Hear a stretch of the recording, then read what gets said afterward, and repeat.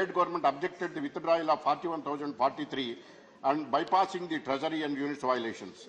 COG has also notified that the mobilization of loans also exceeded the budget. AP government has amended FRBM Act, increased the limit of providing guarantees 90 to 180%. The latest evidence is in the crisis, AP government has raised 2,000 crores that was appropriated by the RBI for the earlier loans. The Honourable Finance Minister Bhagat Karade, during his visit to Vijayawada on Sunday, stated in the public that there is no financial discipline on the part of the state government. The newly formed AP State Development Corporation has raised loans for 25,000 crores, escrowing the future revenues from the sale of liquor for a period of 25 years. This was done despite of the CM promising to prohibit liquor sale gradually. Unfortunately, the state is in the verge of disaster. The state is mortgaged. Government lands and properties and even capital of Amravati are up for sale. The future of the people of the state is gloomy and the state is being steered in a reverse direction. I demand an appropriate inquiry into indiscriminate borrowings, violation of the stipulated provisions and mismanagement of finances by the AP government to ensure the steady and equitable economic growth that benefits the poor, weaker sections, youth and women.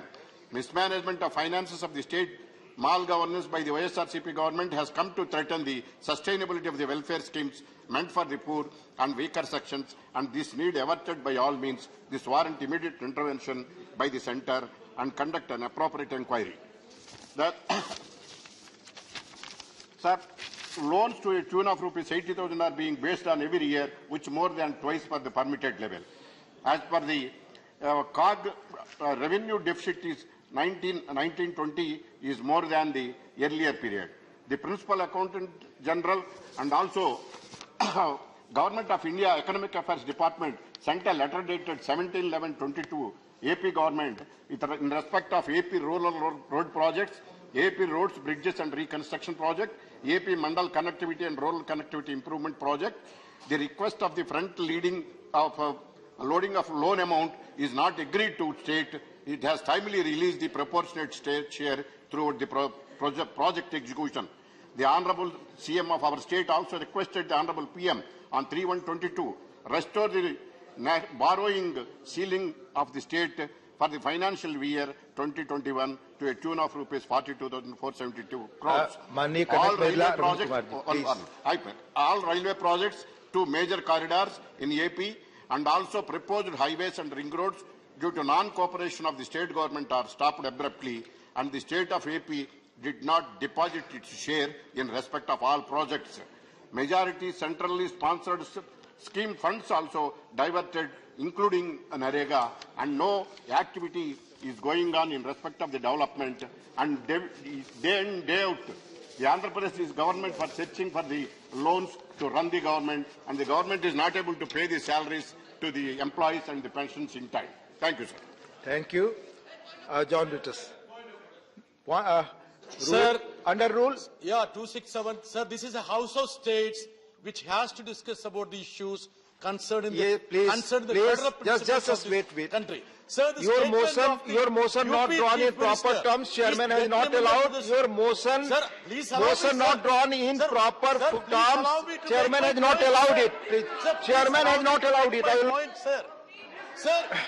Mr. K.C. Ramurthy. Mr. K.C. Ram on general budget. Mr. K.C. Ramurthy. To speak on the people-friendly, progressive and forward-looking budget presented by Honourable Finance Minister, sir. So it is not only forward-looking, but it is Atmanirbhar Bharat budget which brings with it new energy, strength and push our developing trajectory. So when I say people-friendly budget, it means the budget is for common people. I say progressive budget because there are schemes for every sector. One can very easily see this if one reads the budget with an open mind. I say it is forward-looking as the achievable targets fixed, keeping in mind our country's growth for the next couple of years. So here I would like to mention with what objectives our budgets were formulated over years. So in the pre-New India and the present New India, there is a fundamental difference in economic thought. These differences are reflected in all previous governments and the budgets presented before Sri Narendra Modi ji became the Prime Minister. So from 1948, the thought was socialistic pattern of society. And after 8 years, in 1956, it was replaced as democratic socialism, and after a decade, it was innovated as welfare state, and after a few years, the slogan Garibi Hatao came into existence. Sir, after this, the change in narratives continued till recently, highlighting right-wing philosophy or left-wing philosophy. Sir, Shri Narendra Modi's biggest economic vision is ending this narrative and resurrecting pro-people economic policy and budget beyond the left and right dichotomy. Whenever and whatever good to the people that ends in socio-economic empowerment of different sectors of society has become the main vision of the government. The economic fundamentalism is what I call Semitic thought in right and left propaganda. Right say priority should be given to the private sector, and left say public sector is the priority. For Modi ji and our government, it is the people's sector that matters, not left or right. Whatever is good for the country and its people is reflected in the budget and not what left and right profess. So Modi ji ended the colonial hangover on the budget from 20th February, which was colonial inheritance that was blindly followed by the subsequent governments to 1st February, which is more practical and in tune with our accounting standards. So what is experienced now is a tremendous increase in the horizon and participation in budget preparation. Earlier, the marginalized classes were treated as clients, but now they are treated as stakeholders and are extensively consulted. The earlier budgets before 2014 carried the colonial mindset and Western thought process, and our budgets truly reflect the Republican and Indian spirit, sir. So a lot has been said about PM Gati Shakti. I don't wish to repeat the points which have been extensively discussed by my esteemed friends, but I only say that 7 drivers or engines of Gati Shakti are like 7 horses that Lord Surya has for his chariot, which symbolizes warmth and life. As they move across, they remove darkness and usher in light. Not just this, 7 horses also symbolize 7 colors of rainbow. Similarly, 7 engines of Gati Shakti, roads, railways, airports, ports, mass transport, waterways and logistic infrastructure, usher in a new horizon of integrated and transformative approach for economic growth, sustainable development and full economy in unison. So these engines are complemented by energy transmission, IT, water and sewage and social infrastructure.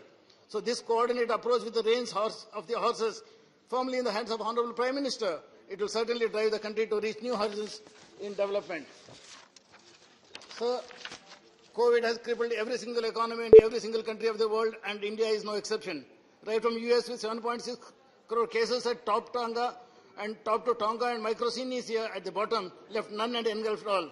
The resilience shown by every Indian under the leadership of beloved Prime Minister Shri Modi ji guided the country right through the pandemic, be it relating to vaccination or providing free food grains to poor and migrant labour by incurring more than 2.5 lakh crores, or providing impetus to every single sector, be it through Atmanirbhar package, monetary or fiscal measures or COVID diplomacy.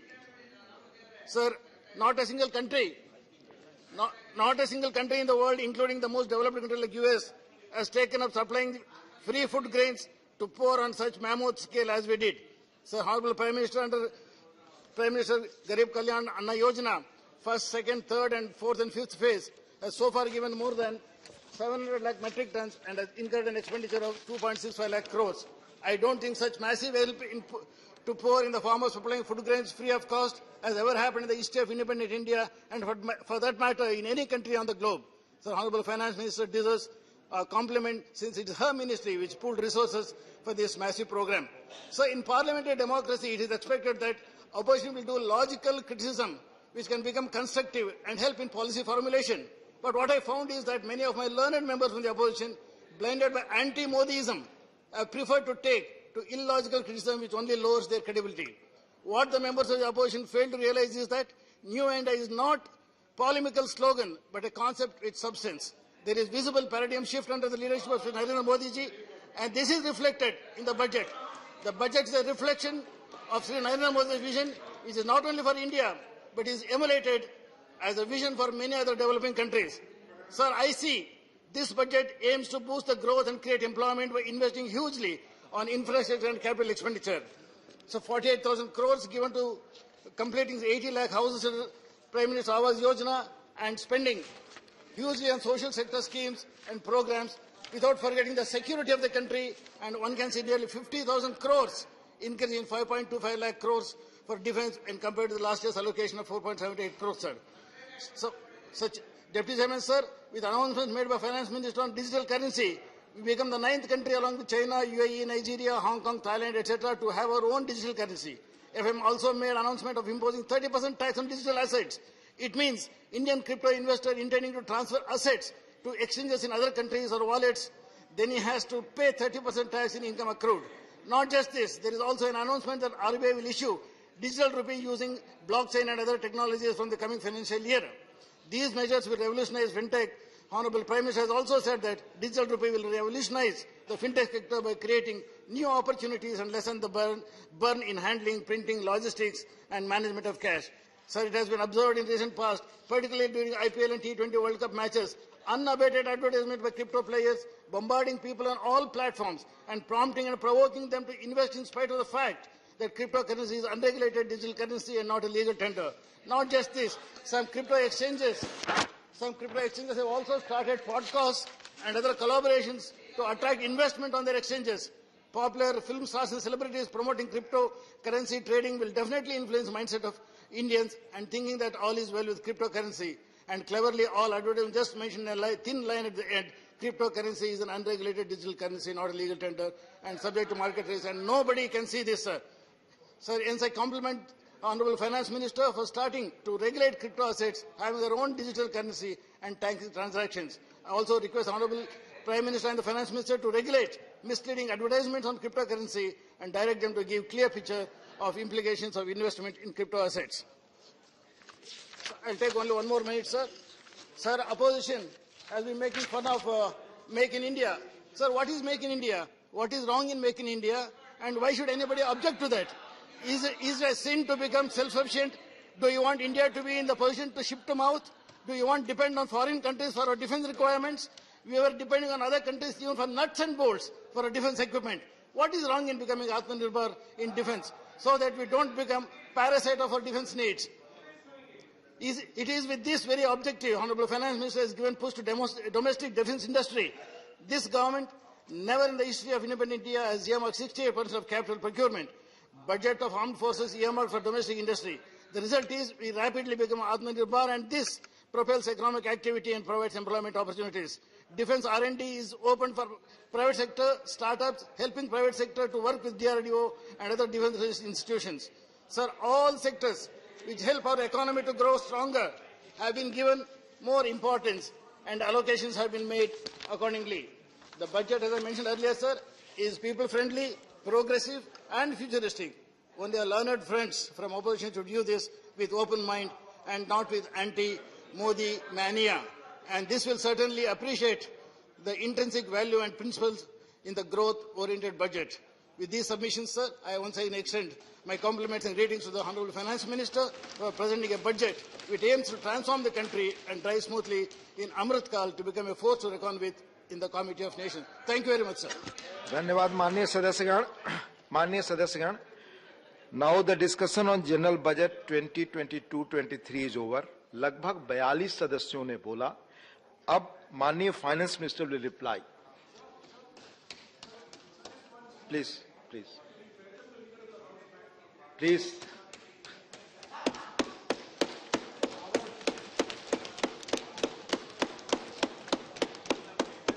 Thank you very much, sir.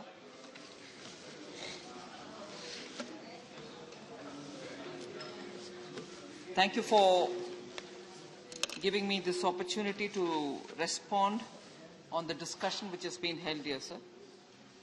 I thank all the participant members who have gotten into good details of the budget,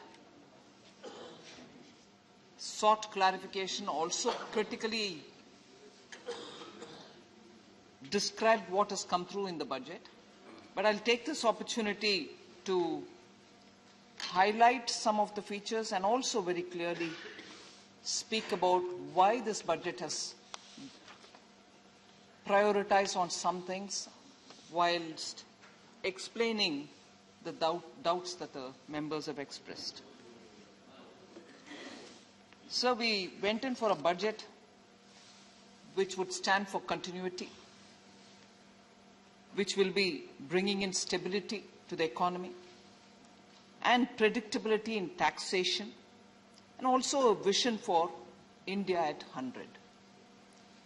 So the continuity point which is very critical at a stage when the economy is coming out of the pandemic,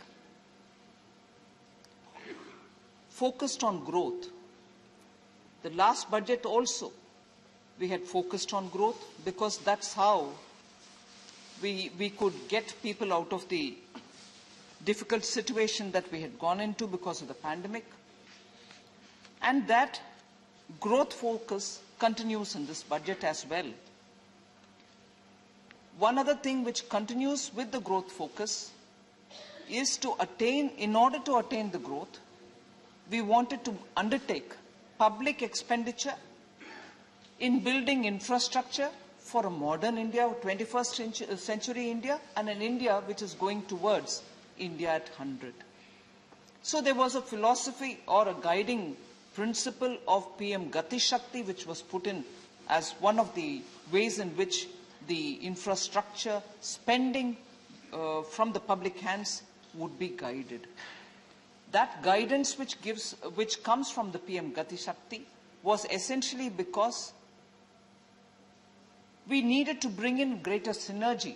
We wanted to bring in greater complementarity between the various infrastructure spending that we are undertaking, because it's not to say that infrastructure spending has never happened in this country. It has happened. But what we find over the decades, that each project by itself, standalone in its nature, hadn't given the benefit or the multiplier which such an investment should have given us.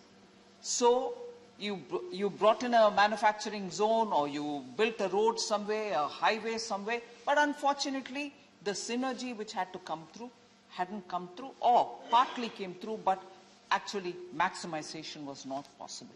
And therefore we thought, if there is a greater synergy between all these public expended infrastructure projects that are being created, it should be to the point of maximizing the outcome of such infrastructure which is getting built, at least in the forthcoming 25 years, the Amrit Kal that we talk about, leading India towards 100. And therefore the Gati Shakti guiding us for building infrastructure all across the country, being the focus and the continuity from last year on infra as an instrument for giving the stimulus to the economy.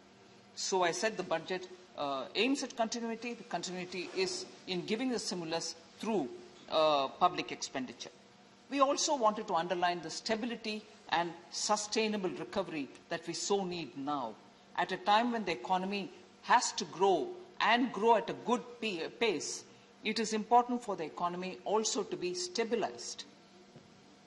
The sustainable growth is what is going to ensure that India remains on the top, and unless that level of growth is maintained, we are not going to be having the trickle-down effect of the economy and the benefits of the economy reaching the poorest of the poor. So stable and sustainable recovery was one of the important motives and objectives of this budget, for having been drawn it the way we have drawn it. Policy prescription for it had already been given in the last budget. Again, the continuity principle guides us even in that, so that disinvestment or privatization or ease of doing business, and also adapting technology in all our fields of governance, whether it is digital, getting good access to the remote areas, whether it is digital related to financial inclusion, whether it is digital inclusion for the sake of medical and health facilities, and digital for also education. So that technology and digital adaptation are also the instruments through which we want to work during this Amrit Kal, so that India at 100 would have the lead advantage which many countries are just starting to do. We would be leading in that field of digital technology and technology adaptation, leading to better transparency in governance and accountability also. These are two very important, other than the fact that it is easing common man's financial inclusion process or education or health related matters, it also shows in a very transparent manner how governance takes place in this country. So technology for the sake of all these benefits are also being prioritized in this budget. One example of that is bringing in drone as a instrument or as a very effective tool for improving and modernizing India's agriculture. Now, when you bring in drone, it has got several adaptations. Some members, Amar Patnaik and others, spoke about what are we doing about agriculture. By bringing in drone, we are able to bring in efficiencies in the use of fertilizers, in the use of pesticides, and also making a good technology-driven assessment of the crop density, and also possibly predicting the output, the size of the output. Also to get the contours of the field and so on. The drone technology today also has the potential for our rural youth to get into this field, for which we have given a training, skilling program, which will run for a few years when people can become adept at using drone technologies, so that our agriculture can benefit from such a development. Startups are being encouraged. We saw that nowhere else in the globe, the robust way in which startups are coming out in this country. Nearly 45 of them have now come between 2021 as unicorns. They've benefited because access to funds are made easy in India. India's own funds, PE funds and VCs, are now able to support them, and therefore a lot of youth who believe in innovation, who have ideas, who can create employment, who are able to give instant solutions for our legacy problems, whether it is housing, whether it is laying of roads, whether in storage of grains, such critical ideas with which they are now contributing to the economy and bringing in a newer signature to the Indian economy are being supported in this budget as well as last, and the last year's support to the startups have shown tangible results for all of us to see. And in that sense, even this budget therefore also announces a committee, high-level committee to be formed for understanding how best we can have more resources within India through the PEs and also venture capital funds for enabling more such funding of startups and other business ventures, which will be for our own youth, for our own monies, and for our own economy to speed up in terms of achieving higher growth. So the budget, sir, actually speaks of stability. It continues some of the policies of last year, and that policy will guide us towards the next 25 years. We will see modern infrastructure. I didn't think I said anything which is going to amuse any one of us, sir. India's 25 years, the coming 25 years are going to be important. No wonder we are calling it as Amrit Kaal. And these 25 years, if there is no vision... Please. If we do not have a vision for India at 100, sir, we will suffer similarly as was the first 70 years when 65 years were with the Congress, which had no vision except for supporting, building and benefiting one family. Except for that, there was no vision in this country. Please. Sir. Please, So I'll come about what Kaal it is, sir. It is Amrit Kaal, but I'll also explain a bit on it a bit later. If only our opposition members have a bit more patience, I'll make it interesting for them on that also. Sir, I had mentioned this earlier and I'd like to recall it again. The kind of hit that the Indian economy took because of a global pandemic was not just for India, but for everybody else. Every other country suffered, but India suffered very much more, no doubt. And I would just very quickly recall that in 72-73, we had a 0.6% contraction in our economy due to the oil crisis, global oil crisis. 79-80, we had a 5.2% reduction, and that is also because of a war, Iran-Iraq war. Now, 2008-9 was the global financial crisis, as a result of which there was again a contraction. The latest one, which is 2021, contraction, but by minus 6.6, is one of the biggest contraction Indian economy has had to go through. And there is no memory or there is no comparison between this kind of a contraction or anything else which happened earlier. So I may not be even able to give a comparable situation and say, how was it then and how is it now? However, the recent global financial crisis, which is a very important milestone for India, as I read out, 4 important big global crisis triggered contraction in the Indian economy. The latest one is the 2008-9, other than the one in which we are just about to come out. That time, I just want to highlight the fact the contraction was only to the extent of 2.12 lakh crores. Contraction was only that much. It was a reduced gain, if I can be more accurate. Whereas now, the contraction is very big. 9.57 lakh crores is what is the loss in GDP that we had to suffer because of this pandemic. So this crisis is a big one. The loss to the GDP is much higher, whereas the loss to the GDP in 2008-9 was only to the extent of 2.12 lakh crores. But in spite of this, in spite of the supply side disruptions, India's CPI inflation now is at only 6.2%. I want to just highlight the fact that India's the inflation CPI, which is what is used for assessing the Mehengai, as we say in Hindi, is at 6.2. Whereas, for a smaller contraction during the global financial crisis of only 2.12 reduction in gain, not a negative growth in that sense, reduction in gain. What was the CPI inflation then, sir, in 2008-9? Please. Sorry? Please. Sorry? Please. Because you're saying it, I'd rather benefit from your comment.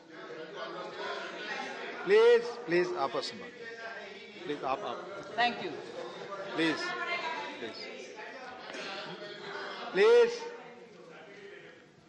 One should smile at it. Thank you, Anand Sharma ji. Thank you very much.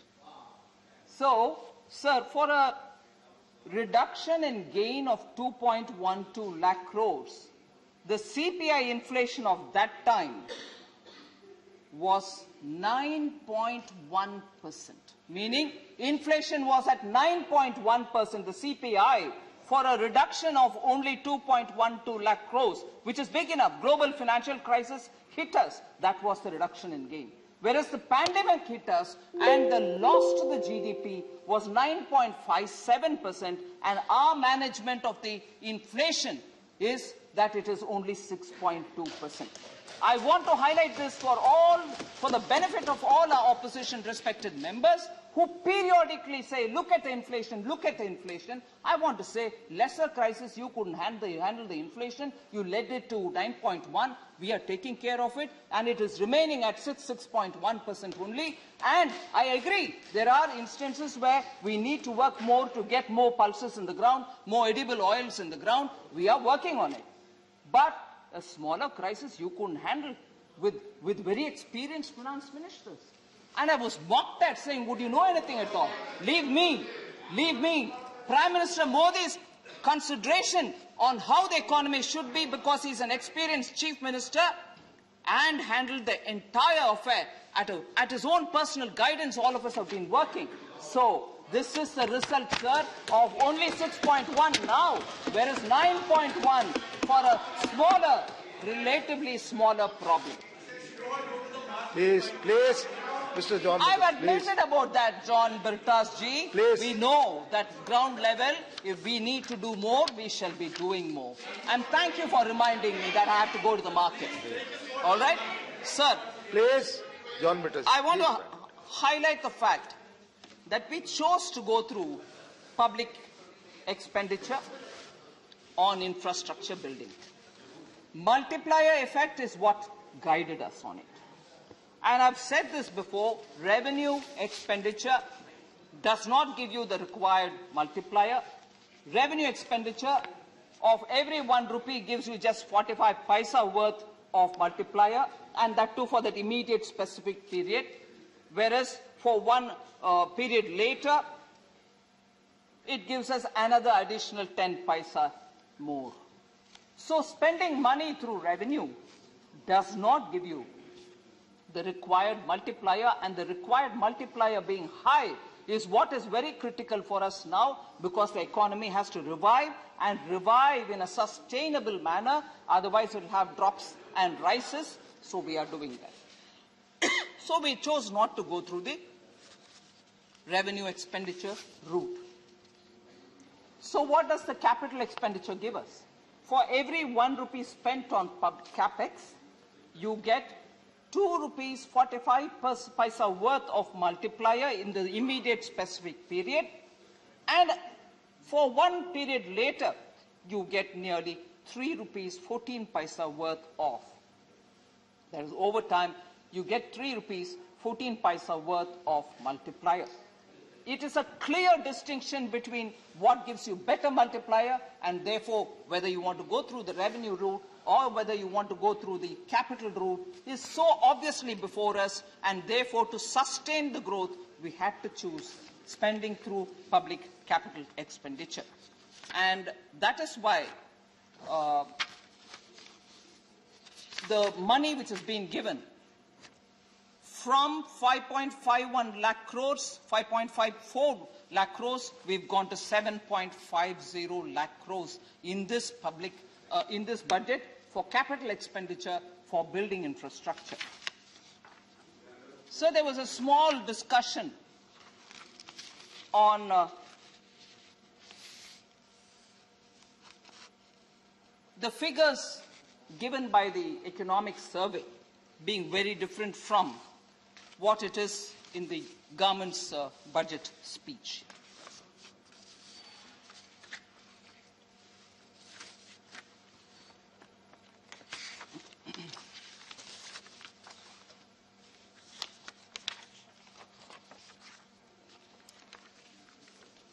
So it was raised, saying as an issue, the 8% number which has been given versus the 11% number, both nominal, the real being 8 and 11 being nominal, figures are given, and which is to be believed. Former Finance Minister, speaking about it in this House, said which one has got to be believed. I just want to highlight, sir, and I'm very grateful indeed to Dr. Narendra Jadhav, who pointedly went down to explain why that difference is there and what that difference explains for itself. And therefore, with that explanation already being given, I'm not getting into the details of it, but for the former finance minister to raise it as though there is something misleading is very disappointing. Because economic survey draws its source of information from one particular set of data. The government looks at advance estimates which come just before the budget and uses that data. And the advance estimate, it is true, could not take or could not imagine Omicron setting in. We have taken that also and factored it into the budget. And as a result, there are numbers which are slightly at variance with one another. So sources of calculation being different, obviously you will get numbers which to believe. And I'm sure in his tenure too. Please. I'm sure. Not allowed. Not allowed. Please, no. Please, I'm you continue sure. your speech. No. I'm Please, back sure. up, पीछे ना बोले. Please. Oh, thank you. That's very interesting. That's right.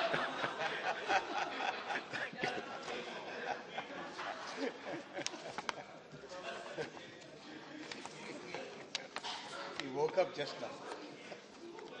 So therefore, sir, the sources of data being different and also largely in the range of the numbers that all of us are talking about does not cause any sense of worry. And I'm sure economic surveys were prepared during his term as finance minister as well. And I don't think a dicto copy between finance ministry and economic survey, which is at an arm's distance, should also be aspired for. Opinions in economy do come from different sources.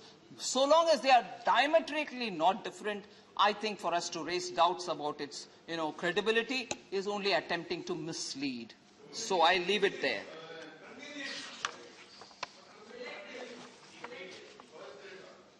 Sir, there were quite a number of members who spoke about various issues. I've clubbed them together on the head of the issue rather than by each member to go and answer every one of the questions. But I've grouped it all together. Like, for instance, on unemployment. Many members spoke. Shri Ajit Kumar Bhuyan spoke. Sanjay Singh from Aam Aadmi Party spoke. Elamaram Karim ji spoke of CPM. Srimati Kanimori from DMK spoke. Dola Singh ji spoke from TMC. Kapil Sibal ji spoke. A.D. Singh ji spoke. Former Finance Minister Chidambaram ji spoke. So I've grouped it all together to address the issue of, say, unemployment, so that I can speak about it. So the budget mentioned about different categories under which some employment is being created here, some somewhere else. But one big number which easily people picked it up and said that is the number, that is all that you're going to create, 60 lakhs is all that you're going to create. Sorry, I think what got missed out in that is PLI, which is being now given for 14 sectors. We are describing each PLI scheme which is being given for different sectors, and this one where we spoke about PLI, for the PLI-driven exercises, we said a 60 lakh number. That doesn't end the story there. There are various other steps that the government is taking aiming at improving employment. And I very clearly did also speak in a bit of an elaboration about how drones are also going to generate more employment in the rural area. It's actually showing results in many of the districts where it has already been adopted. So when also we are spending so much on infrastructure building, that cannot be without employment. Even that is going to be 7.5 lakh crores being spent for building public infrastructure is also going to be because there will be employment generated there. So the latest periodic labor force survey indicates that urban unemployment rate in January to March quarter of 21-22 has declined to pre-pandemic level of 9% after peaking at 20.8% of unemployment. It peaked there, but now it's already come down, is being established by this periodic labor force survey pertaining to the first quarter, January-March quarter of 21-22. So, unemployment issue is being addressed and unemployment numbers are coming down. November 2021, sir, saw a net addition, not just addition alone, forgetting the dropouts, net addition in the EPFO subscription to peaking at 13.9 lakh new subscribers, an increase of 109.21% over the previous year. And this is the highest ever achieved in since 2017. So unemployment issue is got to be seen from the various different sources of information and sector-related information that we are getting. We shouldn't rush to think that 60 lakh crore which was given, 60 lakh which was given is all the jobs that is being created. Capital expenditure, I think I've partly explained. The issue of GDP number and the growth rate number being different, I've explained, which was also being raised by several members. Sir, there was this question on increased allocation to Ministry of Housing and Urban Affairs, claiming that that increase is purely for the sake of Central Vista. I just want to explain it, sir. Mahua's allocation, Housing and Urban Affairs Ministry's allocation has been increased from 54,581 crores in the BE of 21-22 to 76,549 crore in 22-23. The increase is mainly on account of increased allocation in PM Awas Yojana Urban, enhanced from 8,000 crores to 28,000 crores, and not because of Central Vista. I just want to explain that. I think Honorable Member Chaya Verma had raised it. Honorable Member Jawahar Sirkar had raised it. Sir, again questions about Manrega. People who claim that Manrega is their own program and how can we not attribute it to them. I want to say, yes, there was, Manrega was designed, Manrega was passed, and Manrega was an act because of them. Very well. But I also would like to equally say Manrega's misuse was also due to them. CAG was also talking about misuse. And Manrega was infested. Manrega was infested with ghost accounts. People who did not exist were receiving money under Manrega. People who were not born were also... Nothing is going on record your speech except Madam's speech. Please. Please, बैठ जाइए. बैठ जाइए, बैठ जाइए. बैठ जाइए. Thank you, sir. Manrega was infested with ghost accounts. I repeat, Manrega had people whose names were written in who were not even born yet in this earth. So these were people who were receiving Manrega money. That's also to their credit, sir. So I will not hesitate to give credit where it is due, but take it all fully.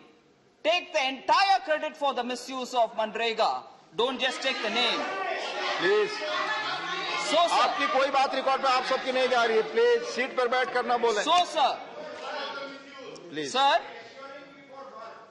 Sir, I just want to highlight Manrega is a demand-driven program. As and when there is demand. And also, sir, let's not forget, Manrega, even as it was born, was to provide that rural employment in lean seasons.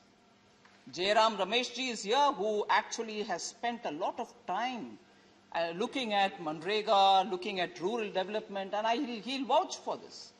Manrega was going to have to serve the rural unemployed, particularly in the lean season of agriculture. When agriculture activities are at its peak, it was safely assumed people will find jobs in the agricultural activity.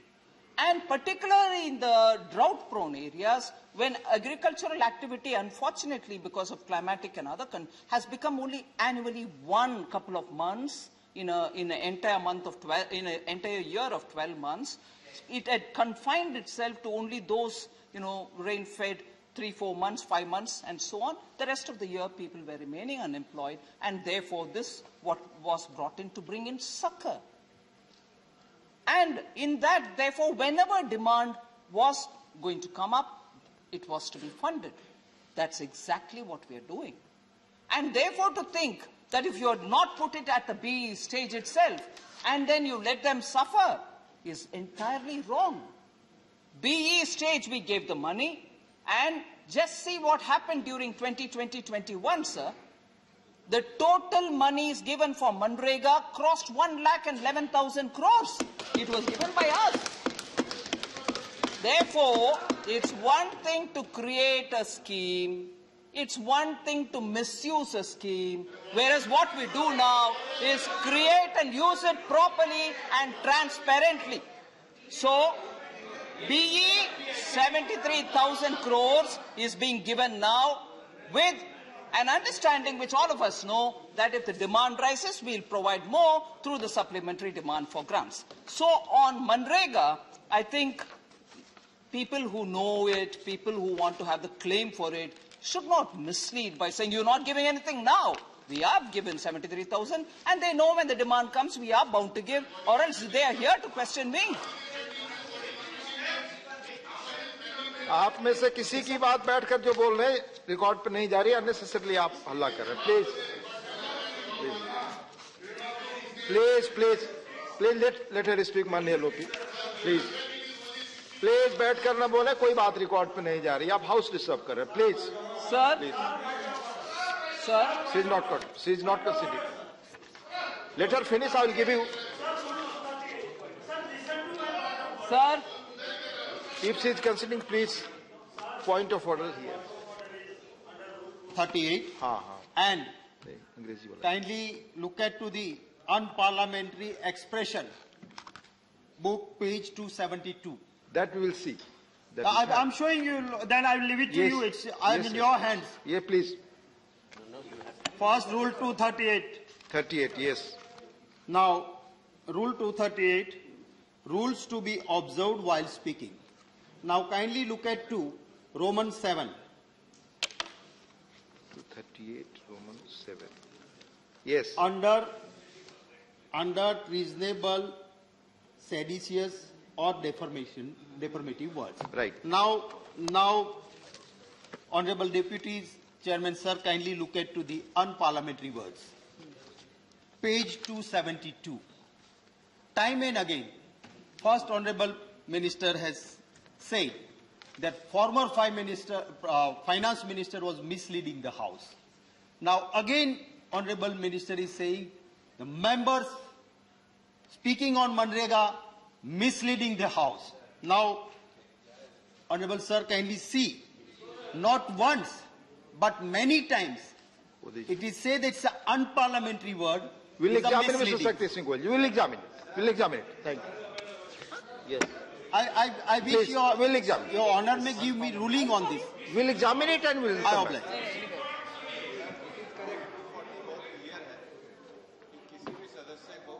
Irrelevant बात. Rule 240 is very clear.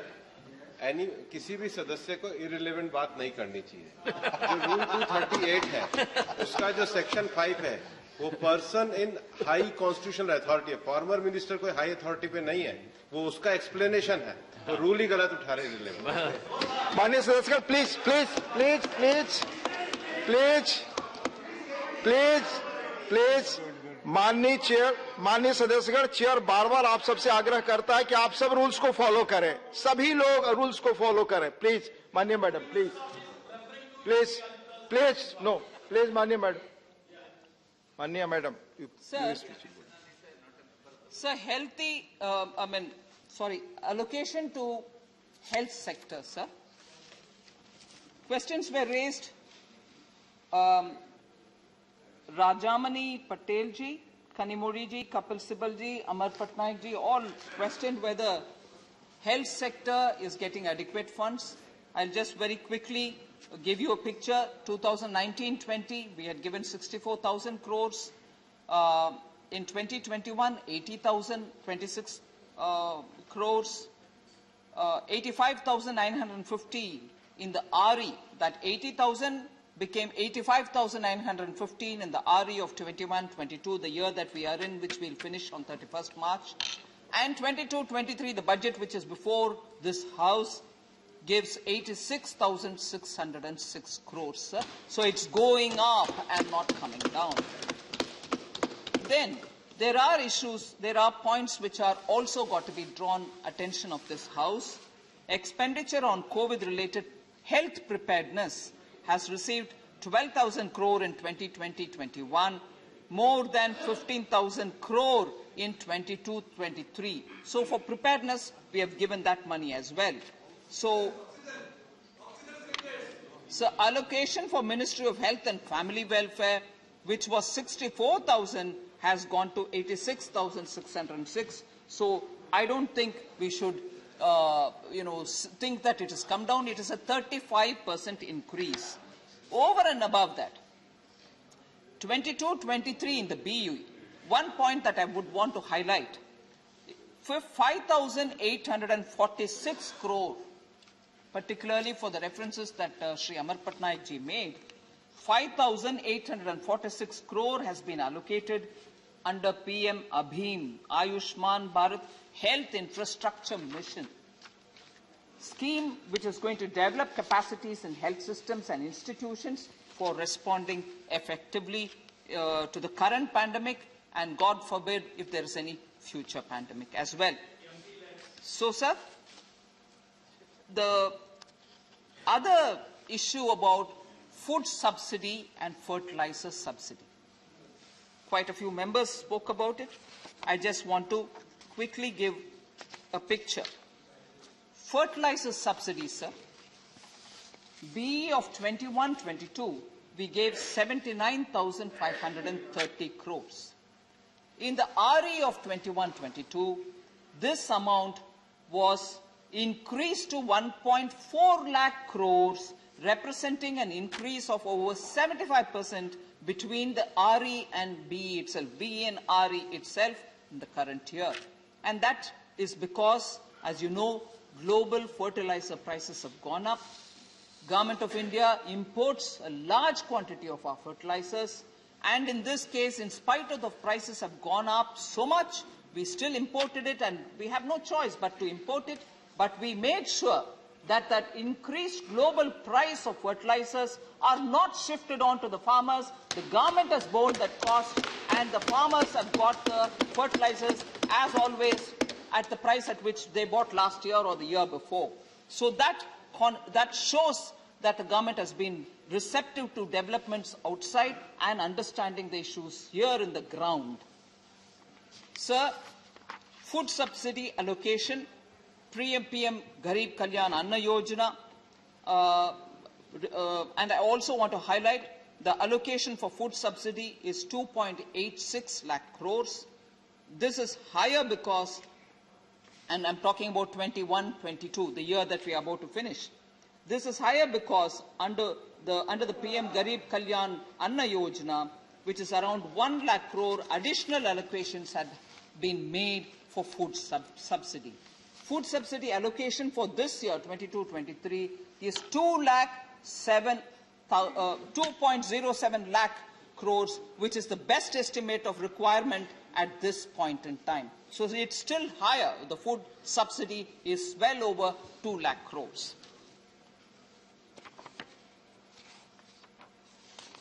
Sir, doubling of farmers' income also has been an issue on which several members, Srimati Chaya Verma, Jose K. Mani, Rajamani Patel ji, Syed Nazir Hussain ji, Amar Patnaik ji, have all voiced their concern, and I can fully understand.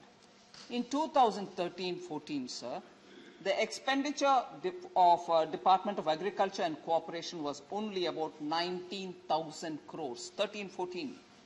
Whereas this has been increased 6.6 times, and today it is at 1.24 lakh crores, 22-23 for Department of Agriculture and Farmers Welfare.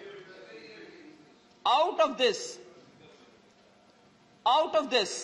68,000 crores will be transferred in DBT mode to the bank accounts of farmers, Pradhan Mantri Kisan Samman Yojana. Just to make this a bit more elaborately, BE 21-22 for fertilizer subsidy was 79,530. In RE, it became 1.4 lakh crores, which represents 75% increase. And the fertilizer subsidy this year is also being increased. There was also farmer producer organizations. 10,000 are being funded. The FPOs are being formed. Agri Infrastructure Fund, the AIF, had 100,000 crores being created for the creation of Agriculture Fund, Infrastructure Fund. We have given the money. Sir,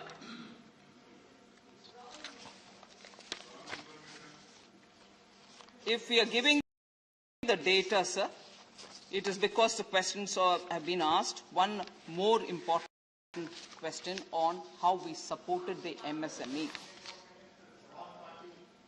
MSME sector was a concern for member Suresh Reddy and also member A.D. Singh ji.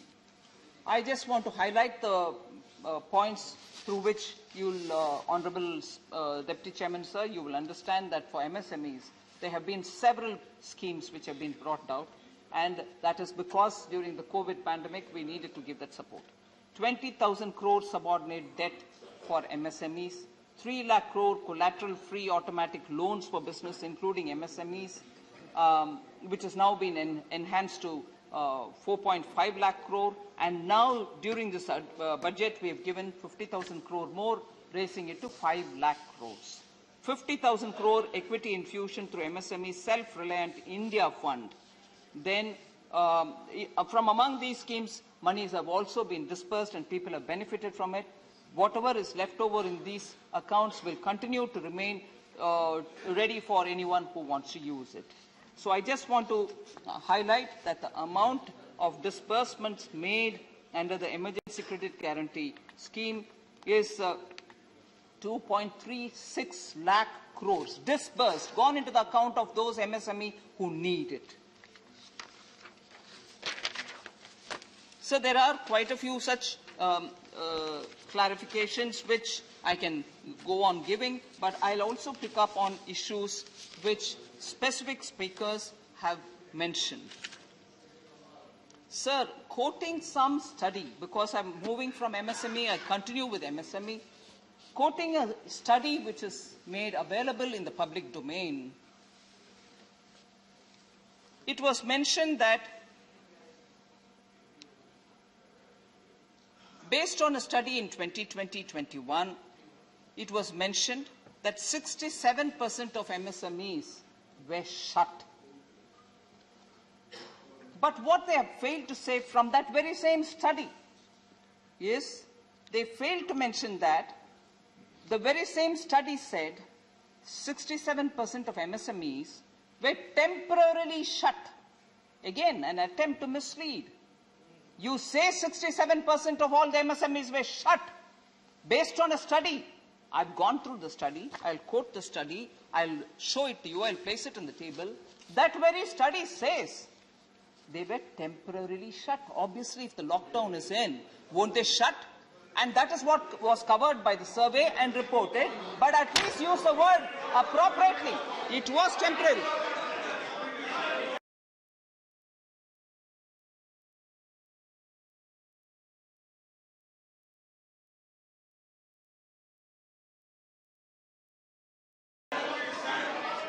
Okay, sir? And because ECLGS was extended, many of them have taken the credit facility which was given, and as a result, they are staying afloat even today. The SBI study shows that how many people have benefited by that ECLGS. So we need to highlight, please bring in reports, but say it completely and not cherry-pick the words to give a different impression from what actually that study gives you as an impression. Please. Sir, according to the study, Please. She's quoting the report. I am quoting the very same reports, Honorable Leader of Opposition. According to the study, about 65% of the MSMEs surveyed availed credit under the government's Emergency Credit Guarantee Scheme, which provided banks and financial institutions 100% guarantee against any losses suffered by them due to the non-repayment of these. So, let us understand. Please.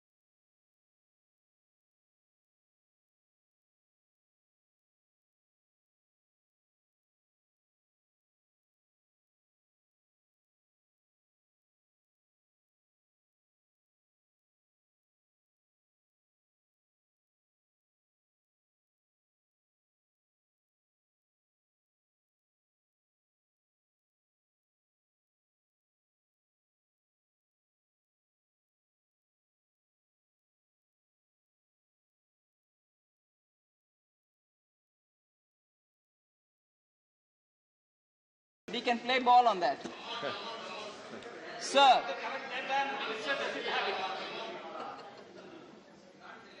Sir, in the last 2 years, it's not been business as usual. Every one of us know. It has not been business as usual. Extraordinary steps had to be taken. And when we are quoting reports, we need to come with a complete detail before us.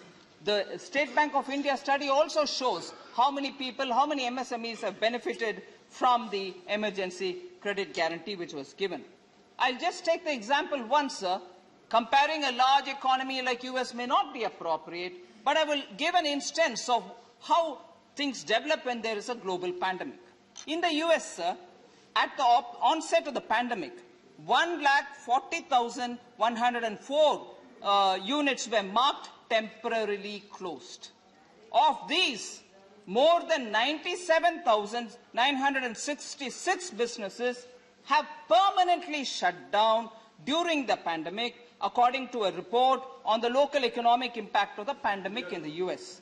Now, I just want to say, I'm not... Please, please, please, back karna. Please. There is a process for that, madam. You are not allowed to speak. There is a process for that if it there is any mistake. Chairman, sir. Please. Deputy Chairman, sir. Nothing is going on record. Honorable Member Ami Yagnik ji is saying correct information should come. I will definitely give that about economies which gave cash transfer, which had huge stimulus packages as to what happened to them. I will certainly give the details in a minute. I wish her to be kindly patient about it. I will give that information. Sir,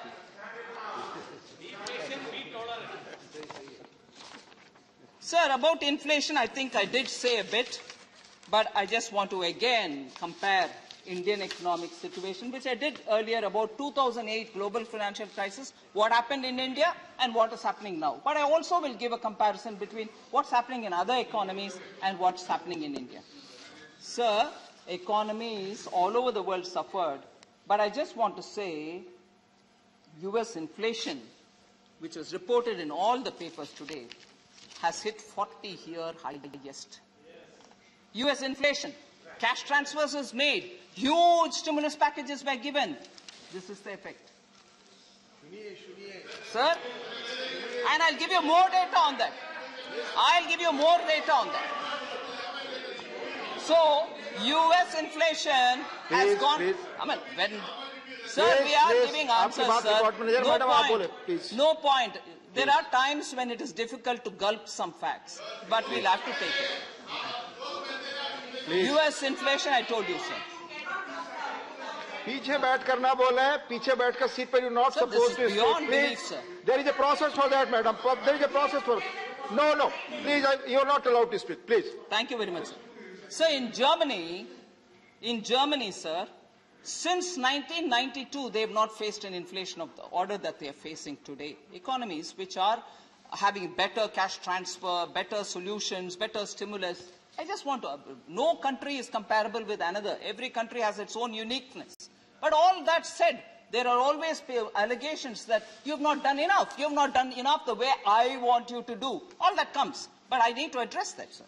So, Germany, from 1992, has never had an inflation like this. Eurozone, sir, 25 years. In 25 years, they have not seen an inflation the way they are seeing. And UK, where also a big stimulus was given, never seen inflation in the last 30 years like the inflation that they're seeing now. So inflation management and carefully allotting your, resources is also very important for a responsible job for finance ministries all over the world to do it. Sir, I just want to highlight, respected leader of the opposition is not here, probably he'll come back. But I just want to highlight, sir, WPI inflation is no longer the benchmark metric for measuring inflation. Quoting WPI, saying, oh, it's already gone to 14, 12, 11. No, sir, WPI doesn't influence inflation metric. So CPI is what we have to look at for, and CPI is that index which RBI also looks at when it is monitoring inflation control measures. That's only for reference, sir. Sir, since 2014, Prime Minister Modi has ensured that we keep our inflation contained, well contained, and not cross 6% or more. And this crossing of 6% has happened, no doubt. But we breached it a little bit, maybe between 2014 and 2020, maybe 6 times on a monthly average that you're looking at, and not beyond that. It's every time brought back to, being within the limits of 6%. So our inflation management is robust, is what I want to underline here. So, but at the same time, again, may not be nice for me to repeat because nobody is going to like me saying it, and since I have to be in this house to say things which others like as well, but I will have to say things which are not going to be music to some people's ear. Highest inflation, if ever, or the worst era of inflation, if ever, this country endured, it is from 2010 to 2014, when retail inflation was more than 9% in 22 out of the 28 months from January 2012 to April 14. 22 months out of the 28 months between January 12 and April 14, inflation was well over 9%. So let us also keep that context somewhere in the back of our minds.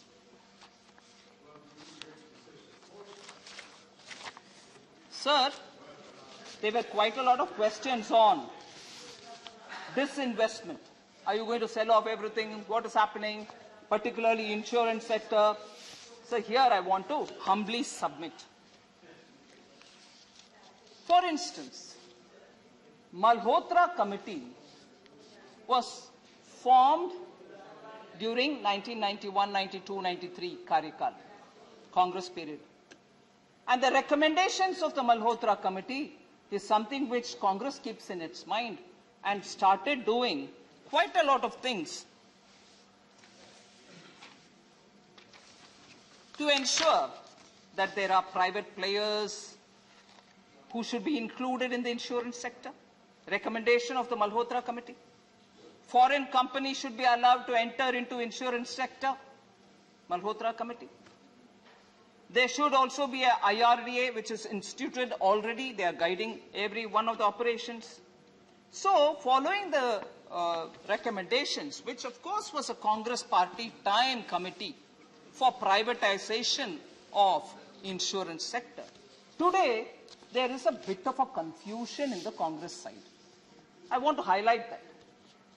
Sir, on the one hand, I'm not sure if I'm allowed to take the name, a former president of the Congress party says India is against privatization. You'll know who it is, former president, currently Lok Sabha member. India is against privatization, he says. On the other hand, I have senior Congress leader, former finance minister, questioning me, why are you going slow on disinvestment? Tell us the progress in disinvestment in BPCL, Container Corporation of India, 2 banks. You have not said anything in this budget. I want to ask the Congress party, is it one thing outside? Is it one thing in Lok Sabha? Is it a third thing in this house? Be clear. Do you want it or not? And you started with the Malhotra Committee, and you take claim for 1991. When you want to ask a question of us, you say, hey, remember. बैठ जाइए, कोई बात नहीं, बैठ जाइए, Sir, also distorting, I'm quoting, sir. आपकी कोई बात रिकॉर्ड पे नहीं जा रही है. आपको जो मौका था आपने बोला let her speak. No not allowed sir minister. आप में से किसी की बात रिकॉर्ड पे नहीं जा रही है, मैडम की स्पीच जा रही है, बस please. Sir, deputy chairman sir.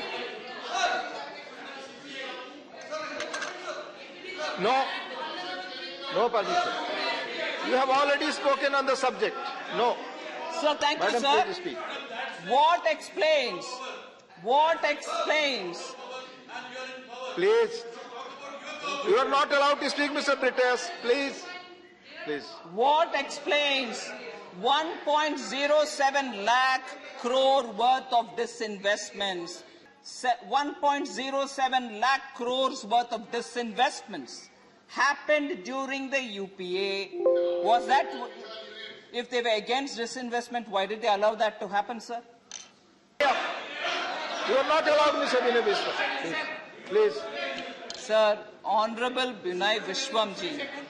Please. I just want to respond, sir. Honorable Binay Vishwamji is somebody who I respect. He's a very senior member. Also has ideologically very committed. I appreciate that. Just as we are ideologically very committed, just as there are very many people ideologically committed.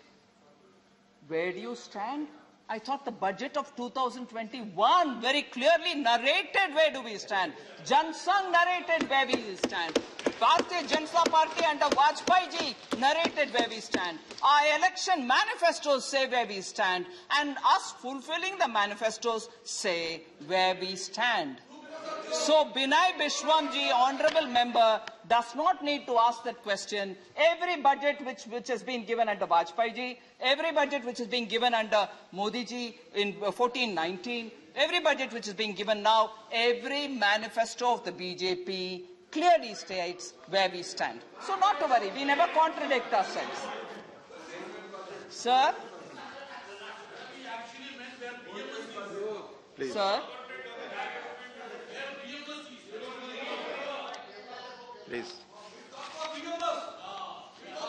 Mr. Binay Vishwamji, please. Mr. Binay Vishwamji, Binay Vishwamji, do not disturb. Let discussion go. आप बोल चुके हैं अपने विषय पर जब मौका था. Please. Let her allow to discuss. आप सब बोल चुके हैं जब मौका मिला. 42 लोगों ने बोला है. Let her speak. Please, please. Please. Sir, again, as a lead speaker, I heard former finance minister say that you're not moving forward, you're only like as though you're on a treadmill, you're only, running but remaining where you are. It was mentioned. I just want to show, sir, that if we were remaining where we are and pretending to run, economy 7 or 8 years ago, the size of the GDP was 1.1 lakh crore then. Now it is 2.3 lakh crores. It can't be when you're running on the same spot. I'm being corrected, it is 2.32 lakh crores. I said 2.32 lakh crores. Exports, sir, then 2.85 lakh crores, that is 13-14. Today, it is at 4.7 lakh crores. The Commerce Minister, Leader of the House is here. So you can't be standing in one place running and also pretending to move forward. Last 2 years were years of the pandemic. If that was said, unfortunately, somebody is repeating it here. They were not normal years. Shame if that was said. Sir, foreign exchange reserves, sir, then 2013-14, $275 billion then, 7 years ago. Now it is $630 billion. Not running as we are standing in one place. FDI inflows, $36 billion then. Now it is $80 billion. Again, sir, can't be running on a treadmill. Sir, national highway, very important metric for development. 90,000 kilometers in 2014. Today, it is 1,40,000 kilometers. Again, no treadmill business, sir.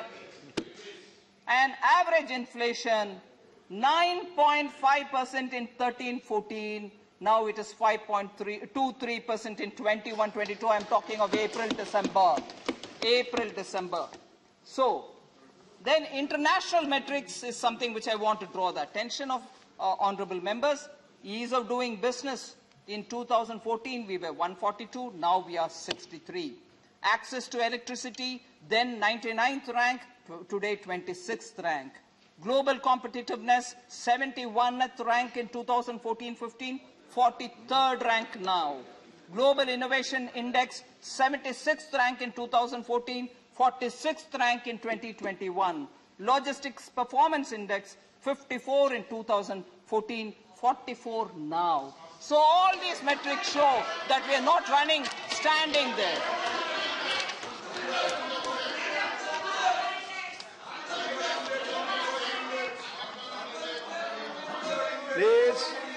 Please. Sir, one more reference, sir. Please. One more reference to the Honorable former Finance Minister.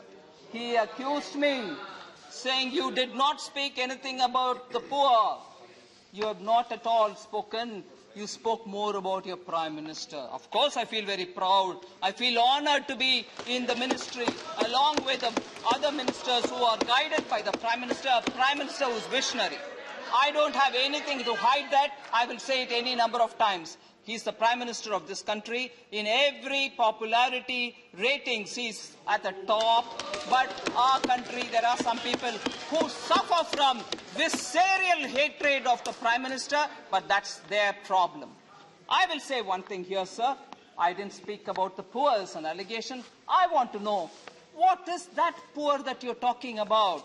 When again,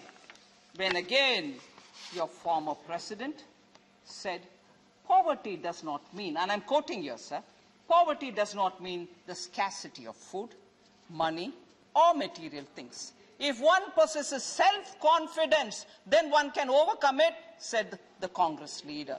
So, he also said it's a state of mind. I've not named the person, but we know who it is.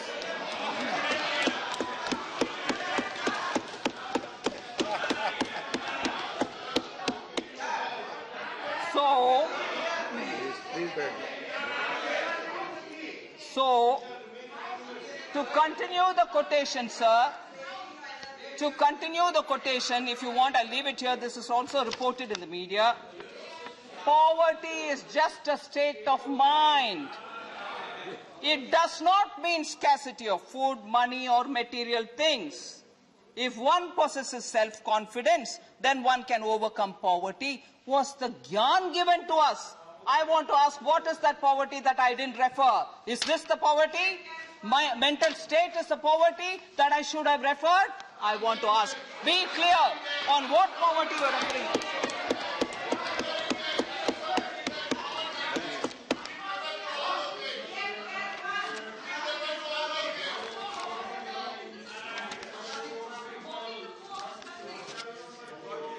Sir, I just want to respond. आप सभी सदस्यों से आग्रह है seat पर बैठ कर ना बोलें, प्लीज. आपकी बात रिकॉर्ड पे नहीं जा रही है. You are not allowed. Priyanka ji, you are I'm not allowed not to speak. mocking the poor. The person who's mocked the poor is in alliance with you now. Please, आपस में Is बात in ना alliance करें. with you now. Sir, it's very madam, bad. Finance minister की बात के अलावा कोई और बात रिकॉर्ड पे नहीं जा रही है. I will, sir. आप प्लीज बैठ जाए. Deputy Chairman, sir. बैठ जाए. आप सब बोल चुके हैं, प्लीज बैठ जाए. Deputy Chairman, sir. Please. This is how, when we don't have the courage, this is how, when we don't have the courage to ask the person who said this, they distort and put it on me. They're in alliance with them. I'm astonished that a member, a thinking member, a lady, stands up to say, you're mocking the poor, whereas the person who said that is in alliance with them. I wish he meets.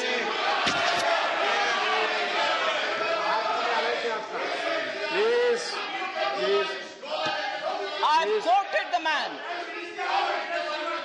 I've quoted the person, not my statement.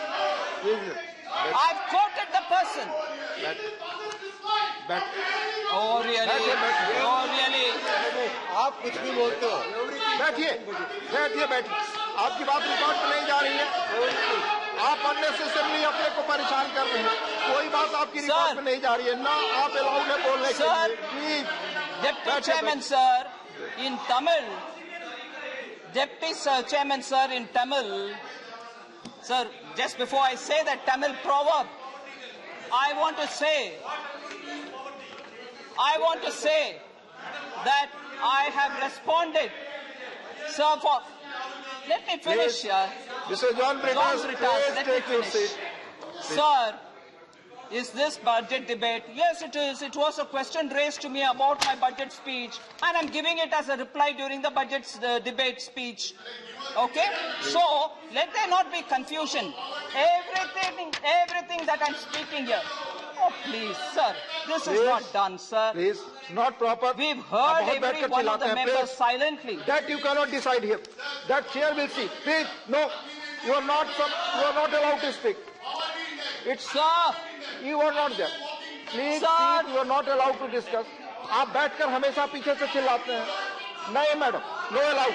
Sir, I would like to tell you, sir. कोई बात आपकी record में नहीं जा रही. Amar Patnaik ji. Sir, Amar Patnaik ji.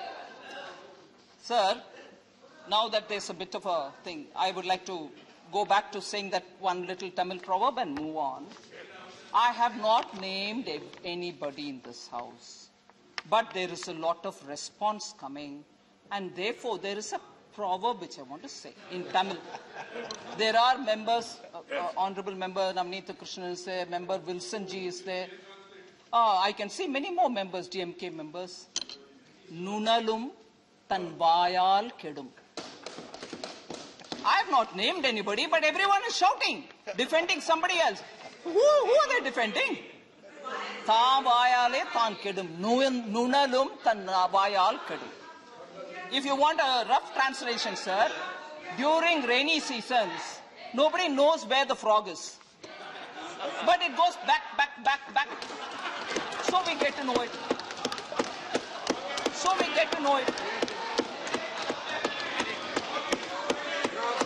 I have not said anything at all. But when the responses come, it's like a rainy season frog. Sir, Amar Patnaik ji. Please, Mr. Dani, please.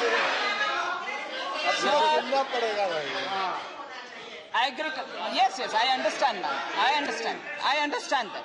Except, I fully understand, Madam sir. Finance Minister's speech, nothing is going on record.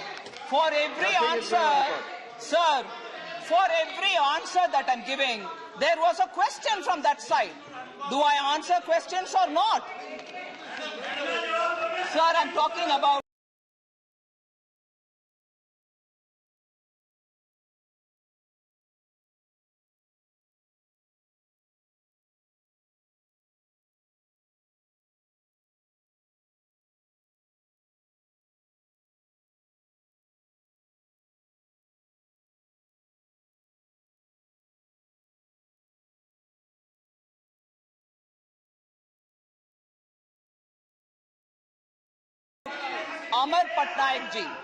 Amar Patnaik ji's question. For agriculture, he had some questions. The allocation, excuse me? Please, Sir, Mr. John I Britas. would want John Britas, the honorable member from Kerala, to listen to people, sir. The chair will see. The Parliamentary chair will proceedings are decide what there. is unparliamentary, sir. You will please decide for me. Thank you very much, John Britas. You are not interested in the job to sit from there. Please sit. Farmers and agriculture. Please. The allocation for food processing. The farmers, sir, farmers, everyone wants to know. Everyone wants to know farmers and their matter. I'm giving an answer for the questions raised by Amar Patnaik ji.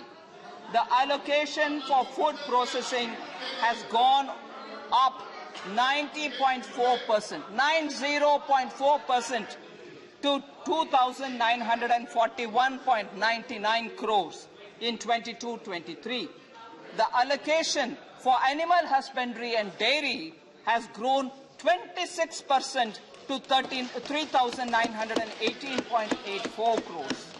The allocation for fisheries has grown 73.5% to 2,118.47 crores.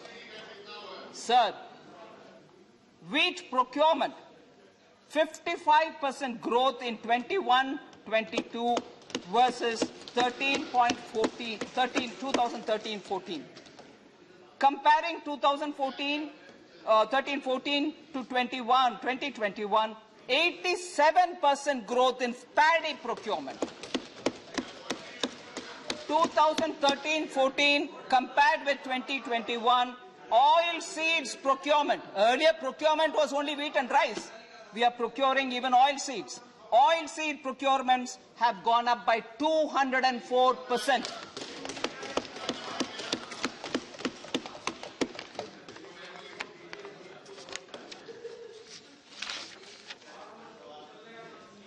Sir, Manoj Jaji has raised some concerns about Z-shaped recovery. I just want to reply to him to say India's gross domestic product is projected to grow at 9.2% to 147.5 lakh crore for the current financial year ending March 2022, which will be the highest among all large economies. There's no question of a slowdown or a recession. I want to draw that to their attention. I had already mentioned earlier that the difference in the economic survey and the Ministry of Finance report are because of the different sources through which we draw the information, which is also for Sri Manoj Jaji. Srimati Chaya Vermaji had raised questions on cryptocurrencies, sir. I just want to say the act of taxing the cryptocurrencies, I think honorable member suggested, is it legitimizing the cryptocurrencies? She asked a question. I just want to say we have taxed the profit emanating from the transactions. I'm not doing anything to legalize it or ban it or not legalize it or anything at this stage. At this stage. Vinay is from the... Unbelievable. I'm giving an answer. You speak. I'm talking about the reply. Why would Vinay Viswam, Mr. Vinay, come on. this is not the proper. Please sit down. Mr. Please sit down. I'm not yielding, sir. This is a bit too much. Let him speak. Sir, I'm replying to Honorable Member Chaya Verma. By shouting like this, the member's right to get a reply is being denied. The right Mr. John Brittas, it's not going on record. The right of a member to get a reply is being disrupted. Sir, आप दोनों disrupt कर रहे हैं. I'll be forced to name. Please. I'll be forced to name. आप बार-बार disrupt कर रहे हैं. Please, not allowed. Please, madam, you speak. Thank you very much, sir. Speak. Sir.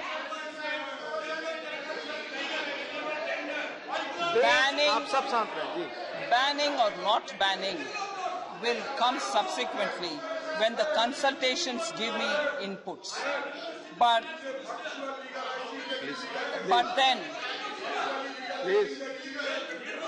then would you rather have me not tax and allow the profits to be there and then tell me I have not even taken a corrective action? So, legitimate or illegitimate, it's a different question. But I will tax because it's a sovereign right to tax. I hope Chaya Verma ji, please, is able to hear my reply, or else I'm quite willing to give her when I meet her in person. So I'm very sorry that the member's right to receive a reply is being disrupted by other members, which is really a sad thing. Sir, Anil Desai ji, I don't know if he's here. Anil Desai ji.